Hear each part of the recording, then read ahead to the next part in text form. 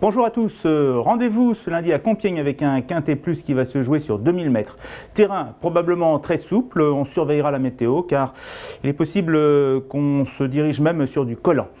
Alors 16 partants, parmi lesquels pas de vrais favoris incontournables, pas de base en béton armé, mais plusieurs valeurs sûres, notamment le numéro 3, Sisyphe, qui vient de se faire remarquer à Longchamp en terminant deuxième au terme d'une très belle fin de course. Il confirmait à cet égard l'impression favorable laissée précédemment, toujours à Longchamp dans une course de référence, le prix du Palais Royal, le prix du Pavillon Royal, où on retrouve plusieurs concurrents, notamment Divin Léon qui était le vainqueur, qui l'avait fait pratiquement de bout en bout ce jour-là avec autorité, mais qui en subit maintenant les conséquences au niveau pondéral puisqu'il se retrouve très haut dans le haut du tableau. Malgré tout, je l'ai retenu un peu plus loin dans ma sélection, nous allons en parler tout à l'heure. Alors mon favori sera le numéro 10, Blue Panis, un cheval qui me plaît beaucoup car sa dernière victoire à réclamer a été acquise avec beaucoup d'autorité. À cet égard, il semble avoir retrouvé du moral, il est en forme actuellement. Or, il faut se rappeler que c'est un ancien bon cheval, placé de groupe 2, qui a connu des fortunes diverses. Il est évident qu'il évolue très en dessous de ce niveau, mais au regard de ce qu'il nous a montré l'an passé, en fin de saison, on peut évaluer sa bonne valeur aux alentours de 37, ce qui lui laisse largement de la marge dans cette épreuve. Donc, en plus, le terrain très souple ne devrait pas le désavantager. Donc, à son poids, il est capable, sur sa lancée, puisqu'il est bien actuellement, de réussir un coup d'éclat. C'est mon coup de poker. Je crois qu'il peut s'imposer à une cote qui devrait voisiner les 10 contre 1. Ensuite, encore un outsider, si vous le voulez bien, le numéro 15, Balsidi. Balsidi, car l'autre jour à Chantilly, j'ai été impressionné par le style de sa victoire. Il est revenu des derniers rangs, balayer ses adversaires comme des fétus de paille. Or, c'est le frère de Dilar, qui va de progrès en progrès, qui a enlevé 3 quintets, je crois, 3 quintets pratiquement dans la même foulée. Or, je me rappelle de ce que m'avait dit un entraîneur, Jean de Roile, un jour que j'étais avec lui à l'entraînement. Il parlait de l'émulation dans une écurie. Dès que les chevaux sont en forme, dès qu'ils progressent, eh bien, les meilleurs entraînent les moins bons vers le haut. Donc, il n'y a aucune raison que le petit frère de Dilar ne suive pas la progression de son grand frère et confirme les progrès montrés l'autre jour. Seul problème, c'est que c'est un attentiste et on sait que sur la piste de Compiègne, ce n'est pas toujours très facile de revenir de l'arrière-garde.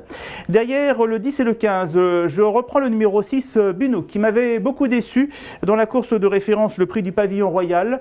Mais ce jour-là, comme le signale fort justement son entraîneur, Pierre Bigot, dans notre rubrique entraînement, il ne portait pas les œillères australiennes. Il sera muni de cet attirail cette fois-ci et son entourage espère fermement le voir se réhabiliter. Il n'a pas hérité d'une très bonne place à la corde, mais comme c'est un cheval qui attend, cela ne devrait pas être un problème. Puis le numéro 3, Sisyphe, nous en avons parlé. Il est vraiment au mieux actuellement. Il est en état de grâce et s'il n'est pas trop loin à l'entrée de la ligne droite, il devrait une nouvelle fois se montrer redoutable.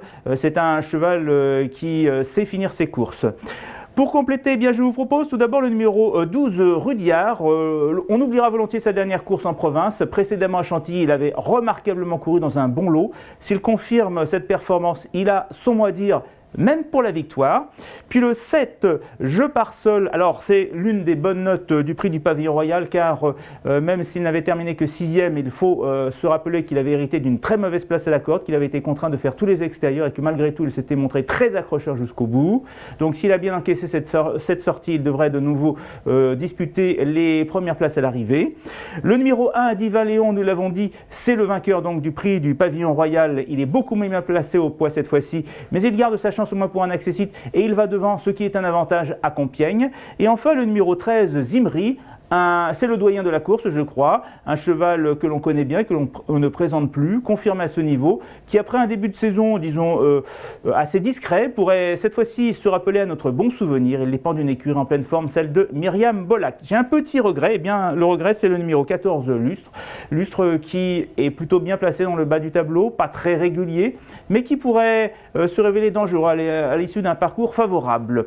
Donc, conseil de jeu, eh bien, si vous voulez bien, nous allons jouer soit au 5 sur 5 sur notre site leturf.fr, soit au Quintet Plus. Nous prendrons 5 chevaux de base, à savoir le 10, le 15, le 6, le 3 et le 12. Et nous ferons 3 combinaisons de 6 chevaux. Une première fois en ajoutant le numéro 7, c'est-à-dire je pars seul. Une seconde fois en ajoutant l'As Divin Léon. Et une troisième fois le numéro 13,